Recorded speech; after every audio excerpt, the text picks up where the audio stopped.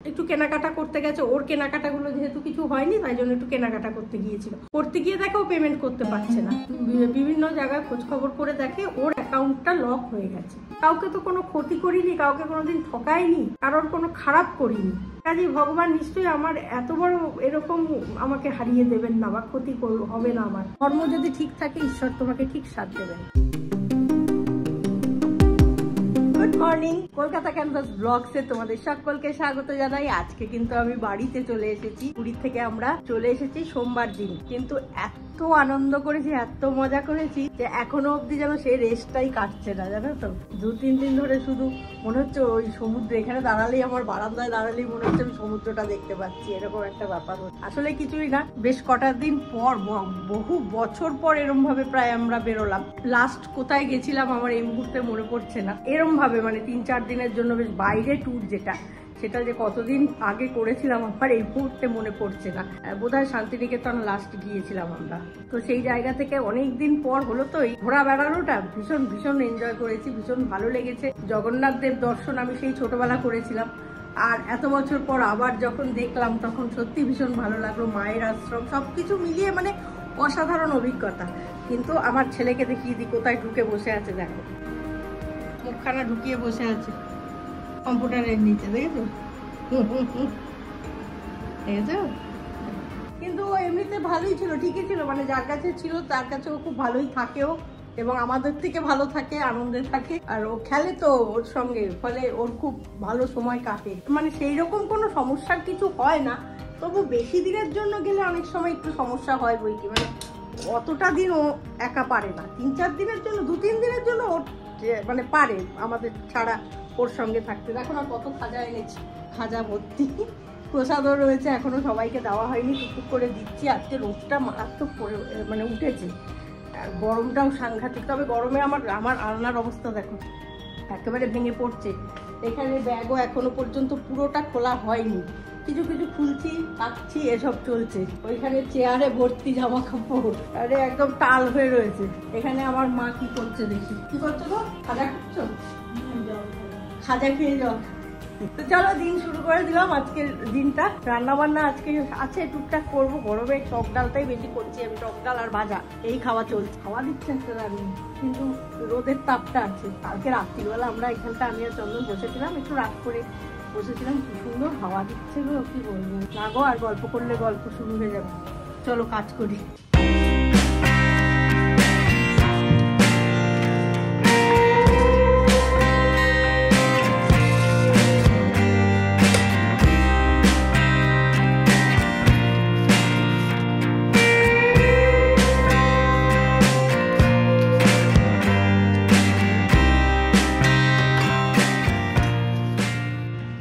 গরমকালে আমার অবশ্য বেশ মানে কাজে এনার্জি বেড়ে যায়।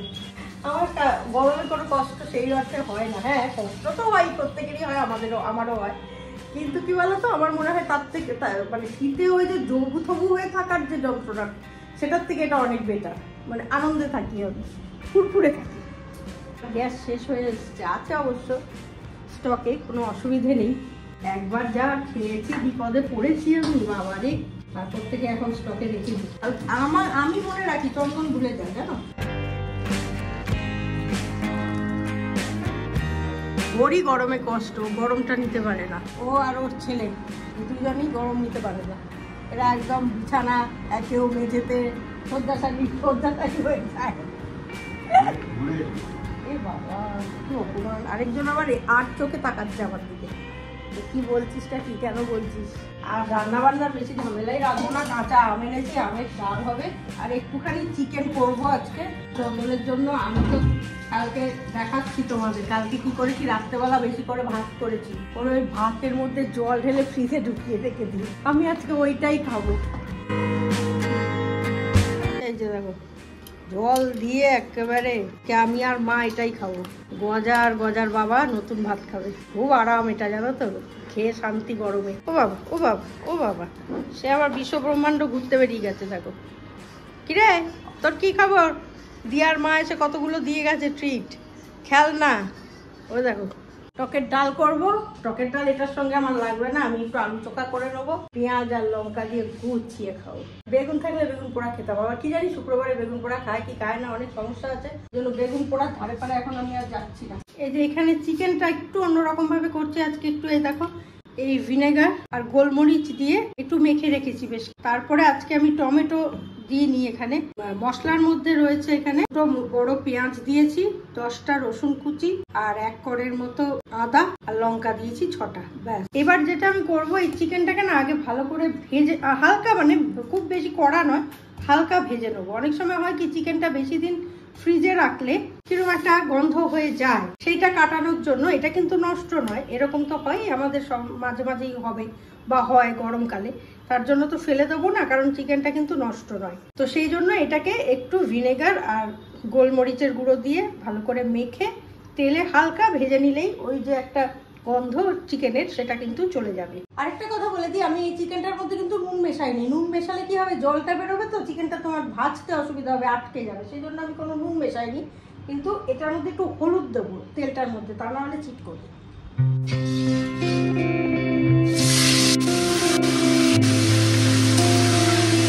আলুটা কিন্তু আমি এখনো দিইনি, আলুটা দেবো যখন আমি মশলাটা দেবো তখন। আলুটা একবারে দিয়ে ভালো করে কষালেই হবে, আলু আমি ভাজি না।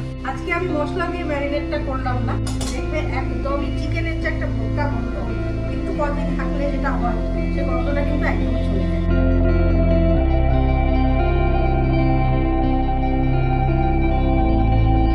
এবার আমি মশলাটা দিয়ে দেবো, তারপরে যেরকম কষাই সেরকমই কষাবো। মাংস রান্না করে সোজা চলে গেছিলাম স্নানে, স্নানটা সেরে আসলাম। আজকে একটু শ্যাম্পু করলাম হাতটা, এসে থেকে আর শ্যাম্পু করেছিলাম, হ্যাঁ যেদিন ফিরেছিলাম সেদিন শ্যাম্পু করেছিলাম, তারপরে শ্যাম্পুটা করা হয়নি, আজকে রাইজে একটু শ্যাম্পু করলাম হাতটা। তো যাই হোক, রান্না আমার কমপ্লিট হয়ে গেছে। এবার চন্দনবাবুর জন্য অপেক্ষা করছি, ওনার হয়ে গেলেই হবে, খাওয়া আমাদের স্টার্ট হবে। কালার হয়েছে। আর এইখানে দেখো টক ডাল কালকে করেছিলাম, যে আমগুলো রেখে দিয়েছি, এটাকে মানে মাখবো নুন আর লঙ্কা দিয়ে, মেখে গুছিয়ে খাওয়া হবে। এখানে রয়েছে আজকের ভাত, আর এখানে আমার জল ঢালা ভাত। আমি একা নয়, আমি মা সবাই। আর এটা আমার এবেলা একটুখানি টেস্ট করবো, রাত্রেবেলাও খাবো। জল ঢালা ভাতটা আলু সেদ্ধ আর ডিমের অমলেট দিয়ে খাবো গুছিয়ে। তো গতানুগতিক আবার দিনে চলে এসেছি, ফিরে এসেছি রোজকার ডিউটির কাজ দেখালাম তোমাদের সঙ্গে, আজকে শেয়ার করলাম। একটু অন্যরকম কটা দিন বেশ ভালো কাটলো। দেখা যাক আবার যদি কোথাও এরকম টুক করে বেরিয়ে যেতে পারি।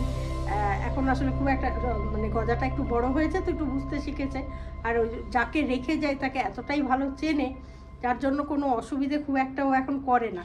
2-3 দিনের জন্য মোটামুটি এখন ও অভ্যস্ত, মানে যাওয়া যায়। ছোট থেকে বড় হয়েছে ওরা অন্য রকম ভাবে, ফলে ওরা খুব আরামপ্রিয়। ওরম ভাবে আমাদের মতো অত কষ্ট তো ওরা করতে পারবে না, তো সেই জন্য ওকে নিয়ে যাওয়াটা খুব কঠিন ব্যাপার। আর মার তো প্রশ্নই ওঠে না, মাকে তোমরা অনেকেই বলেছো নিয়ে যাওয়ার জন্য, কিন্তু মার পক্ষে সম্ভব না কোনোভাবেই, কারণ বয়স একটা ব্যাপার। আর মার কোনোদিনই খুব একটা যে বেড়ানোর একটা শখ রয়েছে তা কিন্তু নয়, তো সেই জায়গা থেকে মা বেরোবে না। আর এখন তো বয়স হয়ে গেছে, এখন তো আরোই পারবে না, সেটাই বরং মার আরো কষ্টই হবে। একটু আননেসেসারি এই বয়সে দেওয়ার কোনো মানে নেই। সেই রকম ভালোবাসা আমি দেখাতে চাই না, যেটাই কমফোর্ট ফিল করবে মা, ভালো থাকবে, সেই জিনিসটাই আমি করতে চাই, আর সেটাই করি আমরা। তো যাই হোক, আজকে তোমাদের একটা গল্প আমি একটুখানি শর্টে বলি। সেটা হচ্ছে, আমি তোমাদের বোধহয় বলেও ছিলাম যে প্রথম দিন যে আমরা যে এরকমভাবে পুরীতে আসতে পারবো এবং পুজো দিতে পারবো, সত্যি আমরা কল্পনাও করিনি। কিন্তু এটার মূল কারণটা কি সেটা বলেছিলাম যে পরে বলবো। তো একটু বলি তোমাদের, বিষয়টা হয়েছিল আর কি, গত শুক্রবার আমরা গিয়েছিলাম। গত শুক্রবার দিনই ঘটনাটা ঘটেছিল। চন্দন হঠাৎই একটু কেনাকাটা করতে গেছে, ওর কেনাকাটাগুলো যেহেতু কিছু হয়নি তাই জন্য একটু কেনাকাটা করতে গিয়েছিল। করতে গিয়ে দেখে ও পেমেন্ট করতে পারছে না, বিভিন্ন জায়গায় খোঁজখবর করে দেখে ওর অ্যাকাউন্টটা লক হয়ে গেছে। এবারে ওর অ্যাকাউন্টটাতেই সমস্ত কিছু আমাদের পয়সা মানে বারও করতে পারছি না, অথচ ঢুকছে। এটা আবার অদ্ভুত ব্যাপার হয়েছিল, ঢুকছে কিন্তু বেরোচ্ছে না। তা আমি তো এত মন খারাপ হয়ে গেল, চন্দন যখন এসে বললো, আমি বললাম আমাদের তাহলে আর যাওয়া হবে না। মৌয়েদের ফোন করলাম, করে বললাম মৌ এরকম ব্যাপার, আমাদের আর হবে না, তবে তোদেরকে আমি বলবো তোরা চলে যা। তাও বলছে না না দিদি তাই হয় নাকি, আমরা অপেক্ষা করছি, ঠিক হয়ে যাবে তুমি চেষ্টা করো। সৌভিকও বলছে যে যাওয়ার হবেই, ওইটা নিয়ে ভেবো না। ওদিকে আরও স্নেহারা জেনেছে গল্পটা, যে ওরা সকলেই জানে আমরা পুরী যাব, সকলেই যোগাযোগ করছে কখন যাচ্ছ কি বৃত্তান্ত। তো সুস্মিতা দি জেনেছে, সুস্মিতা দি আর স্নেহা প্রত্যেকেই বলছে না না তোমরা যাবেই, যেতেই হবে, যেভাবেই হোক যাবে, এসব বলে যাচ্ছে। কিন্তু আমার মন সায় দিচ্ছে না যে আমি কেন এরকমটা হলো। আমি এত বছর পর পুরী যাব, জগন্নাথ দেবের কাছে ঠিক করলাম, পুজোও দিচ্ছি না, মন খারাপ। আর আমার পুজো মানে মন খারাপ হয়ে গেলে না, আমি পুজোও দিতে ইচ্ছা করে না, চুপ করে বসে আছি। এবার 2:30-2:30টার সময় কি মনে হলো যে না একটু খেতে তো দিই, অন্তত না খাইয়ে রাখবো ঠাকুরকে, আমি তো খাবোই যত কষ্টই হোক বলে আমি স্নান টান করে পুজো দিতে বসেছি। আর চন্দন ইতিমধ্যে, চন্দন সকালবেলা ব্যাংকে গেছিল, ব্যাংকে যাওয়ার পরে ম্যানেজার বলেছে যে যদি খোলে তাহলে আজকে বিকেলের মধ্যে খুলে যেতেও পারে, আপনি একটা অ্যাপ্লিকেশন দিয়ে যান, আর যদি না খোলে তাহলে সোমবার দিন আবার ফোন করে আসতে হবে।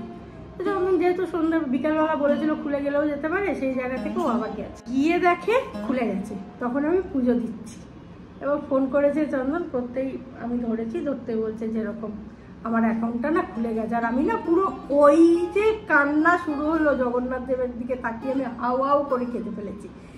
যে আমি মানে সত্যি আমরা তো খুব অল্পেতেই অসন্তুষ্ট হয়ে যাই, ঈশ্বরকে দোষারোপ করি, কিন্তু ঈশ্বরের যে কী লীলা কী খেলা। তারপর তো সবাইকেই ফোন করলাম, ইতিমধ্যে মিথ্যে বলবো না, সৌভিকও আবার টাকা তুলে এনেছে যে না যাব সবাই মিলে।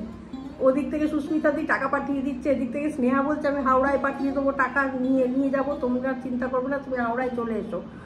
মানে চতুর্দিক থেকে চলছে এরকম, কিন্তু আমাদের মন থেকে সায় দিচ্ছে স্বাভাবিকভাবেই যে একটা জায়গায় একটা পূর্ণ স্থানে যাব, প্রথম চ্যানেলটা উদ্বোধন করব, এইরকম একটা ঘটনা ঘটলো। দেখো কারোর থেকে নিয়ে যাওয়াটাই আমার কাছে কোনো বিষয় না, ফিরে এসে আমি টাকা আবার ফেরত দিতাম, বা ওদের সাথে সেই সম্পর্কটাও আমাদের না।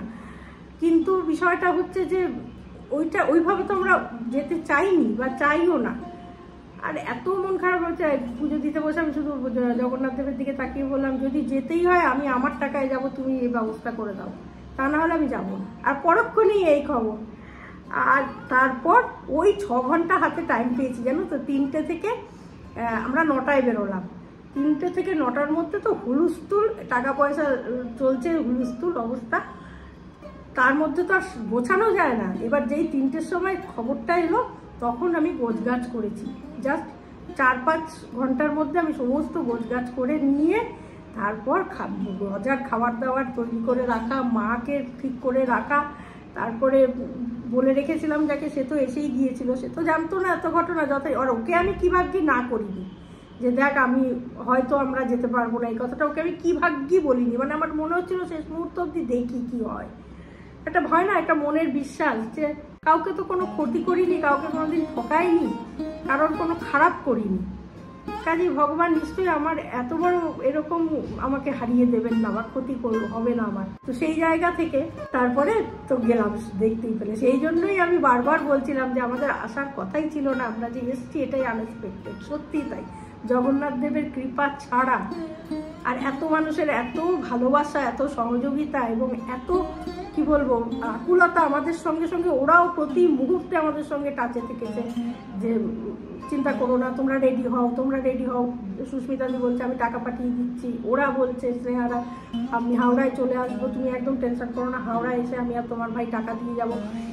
এই ভালোবাসাগুলো ঈশ্বর কোথাও হয়তো বুঝেছেন যে না, এতগুলো মানুষের এত ভালো চাওয়া কোনোদিন বিফলে যায় না।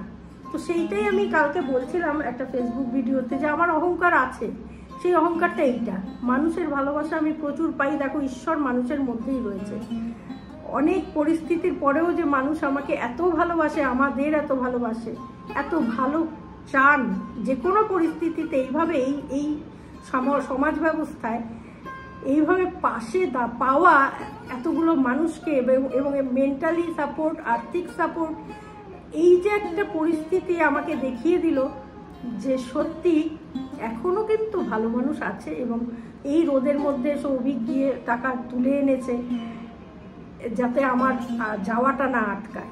তো এই এতগুলো মানুষের ভালোবাসা থেকে আমি এইটা বুঝেছি যে কোথাও হয়তো আমি কোনো পুণ্য করেছিলাম, তাই এত মানুষ আমায় ভালোবাসে আর অন্তর থেকে বাসে।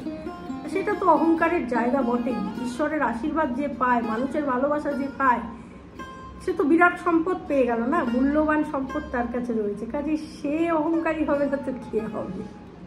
তাই না? তো যাই হোক, এই গল্পটা তোমাদের আমি বলেছিলাম যে এরকম একটা ঘটনা আমার সঙ্গে ঘটেছে। অলৌকিক ঘটনা বললে অলৌকিক। আর কলা পাতার কথাটা একজন জিজ্ঞেস করেছে যে কলা পাতার ব্যাপারটা কি দিদি, একটু যদি বলো। আমি জানি না, আসলে প্রথমের ভিডিওগুলো দেখুনি হয়তো, সেই জন্য বুঝতে পারছো না। কলা পাতাটা হচ্ছে যে আমাদের প্রসাদের, ভোগ প্রসাদের সঙ্গে না আমরা ভাবছিলাম যে হোটেলের ইয়েতে খাবো, প্লেটগুলোতে খাবো, এটা বোধহয় ঠিক হবে না, ঠাকুরের ভোগ তো, জগন্নাথ দেবের ভোগ। তো মা দেখি ভোগের সঙ্গে কলা পাতাও এসছে। তো সেইটাই আমি বলাতে কিছু মানুষ বলেছিলেন যে কলা পাতা ভোগের সঙ্গেই দেয়, কিন্তু চন্দনরা আগের বার গেছিল, চন্দন আর তাপস, ওরা যখন ভোগ নিয়েছিল তখন কিন্তু কলা পাতা পায়নি। আবার সেরকম অনেকে কমেন্ট বক্সে দিয়েছে, না দিদি কলা পাতাটা কিন্তু আমরাও পাইনি, কিন্তু কলা পাতাটা তোমরা পেয়েছো, এটা ভালো লাগে। তো সেই রকম আর কি, আমি সেটাই বলেছিলাম যে হয়তো এটাও একটা অলৌকিক ব্যাপার, বিশ্বাসের ব্যাপার, যে জগন্নাথ দেব মনে করেছেন যে না, তোকে কোনো প্রবলেমে ফেলবো না, আমি কলা পাতা সহই পাঠিয়ে দিচ্ছি। এইসব কিছু কিছু ঘটনা ঘটেছে যেগুলো আমার মনে হয়েছে যে ঈশ্বর আমরা বিশ্বাস করলে আছেন, না করলে নেই। এই জন্য কর্মটা হয়তো ভালো করতে হবে, জানো তো, কর্মটা খুব ভালো করা জরুরি। কর্ম যদি ঠিক থাকে ঈশ্বর তোমাকে ঠিক সাথ দেবেন। আর কেউ বিচারে ভুল করলেও ঈশ্বর বিচারে ভুল করেন না, কখনো করেন না। তো যাই হোক, অনেক কথা বললাম আজকে, ভিডিওটা আমি এখানেই শেষ করছি। এই গল্পগুলো তোমাদের সঙ্গে শেয়ার করলাম। যদি আজকের ভিডিও ভালো লাগে, ঘরোয়া ভিডিও আজকে যদি ভালো লাগে, লাইক শেয়ার কমেন্ট করো। নেক্সট ব্লগ নিয়ে আবারও আসছি, ততক্ষণের জন্য সঙ্গে রাখো, দেখতে থাকো কলকাতা ক্যানভাস ব্লগস। আমি তোমার কাছে ফিরে আসবো, তোমায় আবার ভালোবাসবো, তুমি কি ডাকবে মোরে, চেনা সেই নামটি ধরে। চলো tata. Our hearts beat to the city streets. We began to feel the fire.